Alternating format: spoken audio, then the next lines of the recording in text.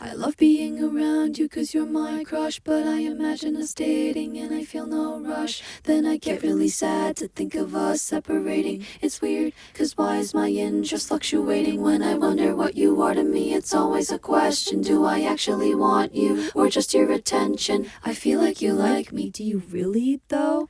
I feel like I like you, but I don't know. How can I like you, but not want to date? How could I not wanna be with someone so great? Is it love? Are we friends? Or are we just classmates in a class that never ends? Oh, I don't know how I feel about you.